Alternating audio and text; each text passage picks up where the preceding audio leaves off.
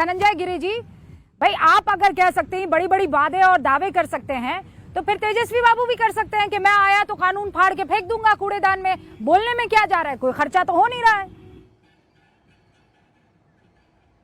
रूबिका जी, आज चैनल पर, पैनल पर और देश की तमाम जनता को छठ पर्व की बहुत बहुत बधाई और शुभकामनाएं। तेजस्वी जी की जहां तक आप बात कर रहे हैं, तेजस्वी जी के सारे तिकड़म इस चुनाव में जब फेल कर गए, तेजस्वी जी के सारे तिकड़म फेल कर गए, पढ़ाई लिखाई कमाई दवाई सब कोई काम न जब आया भाई, जब उन्होंने नौकरी का लालच दिखाया, नौकरी भी किसी के गले उतर नहीं पाया कि भाई हर घर को कैसे नौकरी। तब दूसरी तरफ एक पार्टी है जो भाई उनका तो एजेंडा क्लियर है, वारिस भाई का ऑल इंडिया इत्तेहाद मुसलमान, वो तो क्लियर है अपना, उनका फंडा क्लियर है। उनका 4 विधायक लेकर उनको लाचार किया था आरजेडी ने। तो जब आरजेडी ने घोषणा किया उप मुख्यमंत्री का तो उन्होंने लपक लिया कि किसको कद्दू और किसको लड्डू, अब यहां पे फंस गया। आज तक बिहार में आरजेडी ने मुसलमान वोट को अपनी मिल्कियत समझा है। जब उनको लगा कि ये मिल्कियत हमारी हमसे दूर कहीं जाएगी तो उन्होंने एक नया सगुफा छोड़ा। अब तरबूजा और तजुर्बा में तेजस्वी जी को अंतर समझ में नहीं आता है तो उनसे स्टेट लिस्ट और सेंट्रल लिस्ट और कॉन्करेंस लिस्ट की बात तो बेईमानी है करना, और वो भी बाकी लोगों ने उनको बताया भी होगा कि ये संभव नहीं है। लेकिन जो तमाम की तरह की उनके जो ट्रैक रिकॉर्ड रहे पिताजी से लेकर उन तक, विरासत में मिली सियासत को और पिताजी के तमाम पाप को लेकर के जो चल रहे हैं, जिस पर केस मुकदमे में वो हाजिर हो तेजस्वी हाजिर हो चल रहा है, तो किसी तरह से उनकी तड़प है कि सत्ता आनी चाहिए। और सत्ता में जो एम और वाई फैक्टर पिताजी ने जोड़ा था उसमें का एम को कह रहे हैं कि जो पिता के टाइम पर हुआ है वो अब नहीं होगा। वो कह रहे हैं मैं नया बिहार बनाने में यकीन रखता हूं। तेजस्वी यादव कह रहे हैं कि मुझे मौका दीजिए, मैं नए बिहार की बात कर रहा हूं। और वो तो ये भी कह रहे हैं कि मेरी परछाई भी भ्रष्टाचार करेगी तो मैं उसे बख्शूंगा नहीं। कह रहे हैं ना, बड़े बड़े वादे तो हो ही रहे ना मंचों से। एकदम रूबिका जी, अगर ये बात वो कह रहे हैं तो बाप के पाप से कमाई हुई प्रॉपर्टी और प्लॉट जो उनके गले में माला के तौर पर लटका उसको छोड़ दे। इस समाज ने हिरण्यकश्यप के पुत्र प्रहलाद को स्वीकार कर लिया क्योंकि उसने हिरण्यकश्यप के पाप से अपने आप को अलग कर लिया। वो कहे कि जो जिस बाप के पाप से कमाई हुई तमाम दौलत, वो तमाम 143 तमाम चीजें नौकरी के नाम पर गले में लटकी हुई है। 1 minute Rubika ji, let me complete. Okay Kanhaiya ji, let me complete. उसके बाद कन्हैया जी बोलते हैं। रुकिए ना धनंजय जी, मैंने पूरी बात सुनी, मेरी पूरी बात सुनिए, रुकिए ना, मुझे अभी डिबेट दूसरों से ओपनिंग रिमार्क लेने दीजिए, फिर मैं आती हूँ। कन्हैया जी असल में डिबेट कहां से कहां चला जा रहा है। आपका सवाल बड़ा मौजूद था और जो सवाल आपने उठाया है एजेंडा बहुत मौजूद है कि भाई जो वादे किए जा रहे हैं क्या पूरे किए जाएंगे। जितने भी वादे अभी बिहार के चुनाव में कोई भी कर रहा है रूबिका जी, कहीं से कोई पूरा नहीं होने जा रहा है।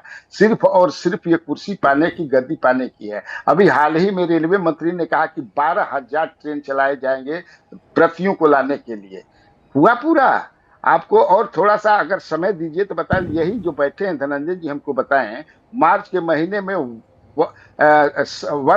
वन नेशन श्रेष्ठ भारत क्या बना था, जिसमें छठ व्रतियों को जो प्रवासी बिहारी हैं उनको इनका बना था। वो तरुण चुग जी के नेतृत्व में 100 लोगों की एक टीम बनी थी कि सारे लोगों को लाना है बिहार में, अपने खर्चे से लाना है, ले जाना है सारे सुविधा के साथ, कहीं किसी को दिक्कत नहीं होगा। वो प्रोजेक्ट को इन्होंने समाप्त कर दिया। धनंजय जी जवाब दो, बेलारी जी मेरी बात सुनिए ना।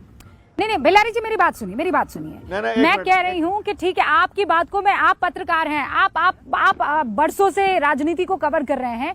जितने भी नेता वादे करते हैं आप कह रहे हैं झूठे होते हैं, कभी वो पूरे नहीं होते हैं। लेकिन इसमें हमको रेशियो देखना होगा, और रेशियो आप जब देखेंगे तो आपको रिजल्ट मिल जाएगा। उसके बावजूद सुनिए ना सर, उसके बावजूद ये जो तेजस्वी जी कह रहे हैं कि मैं जब आया तो वक्फ कानून को फाड़ कर फेंक दूंगा कूड़ेदान में, ये क्यों कहना पड़ रहा है उनको? क्यों कह रहे हैं वो ये बात? मैं आपसे पूछ रहा हूं कि आदरणीय होम मिनिस्टर अमित शाह जी ने क्यों कहा कि यह जुमला था? क्यों कहा कि यह जुमला था? मैं आपसे पूछ रहा हूं, आप बताइए क्या जुमला था? अरे जय प्रधानमंत्री नरेंद्र मोदी जो बोले थे कि 2 करोड़ हर साल नौकरियां दी जाएगी, और उस समय उन्होंने कहा था, अरे सर उसके बाद तो पूरी नहीं सर, उसको बाद में खूब तोड़ मरोड़ के रखा गया है। आप समझिए, बिल्कुल ये वैसी बात हो गई है। अभी हाल फिलहाल में आपको कुछ इंटरव्यूज देखने चाहिए, बोला कुछ जाता है और उसको बाद में एक वर्ड जो है इत्मीनान से उसको एकदम स्क्वीज करके रख देता है। वो जुमला किस परिप्रेक्ष्य में बोला था वो आप भी जानते हैं। और 2 करोड़ से कई ज्यादा नौकरियां देने का दावा जो है वो भारतीय जनता पार्टी की तरफ से किया जा रहा है। मैं आपसे इस समीकरण को समझना चाह रही हूं कि जब तेजस्वी बाबू ये कहते हैं कि ये कानून में फाड़ कर कूड़ेदान में फेंक दूंगा, ये एक मैसेज देने की कोशिश है ना, मतलब खींचतान है ना एक वोट बैंक को लेकर। बाकी किसी में ये खींचतान नहीं दिख रही है। हमारे साथ यहाँ पर मोहम्मद फैज साहब भी है और अतीकुर रहमान साहब भी है। मोहम्मद फैज, AIMIM कह रहा है कि ये काला कानून है, 18% मुसलमान हैं, उनको आप बनाते नहीं है उप मुख्यमंत्री, ऊपर से ये वादा जरूर करते हैं कि वक्फ बिल जो कानून जो हम फाड़ कर फेंक देंगे। लड़ाई तगड़ी चल रही है और दूसरी तरफ बीजेपी है जिसको वोट दो, वो उनके बड़े बड़े नेता कह रहे हैं, गिरिराज बाबू कह रहे हैं हमको नहीं चाहिए इनका वोट। बिस्मिल्लाहिर्रहमानिर्रहीम रब्बि इश्रह ली सदरी व यस्सिर ली अमरी वाहलुल उक़दतम मिन लिसानी यफ़क़हू क़ौली। आप सभी को छठी मैया की बहुत बहुत बधाई, छठ पर्व की बहुत बहुत बधाई। आदरणीय रूबिका जी, मैं ओवैसी साहब की एक बात से सहमत भी हूँ और एक बात से असहमत भी हूँ।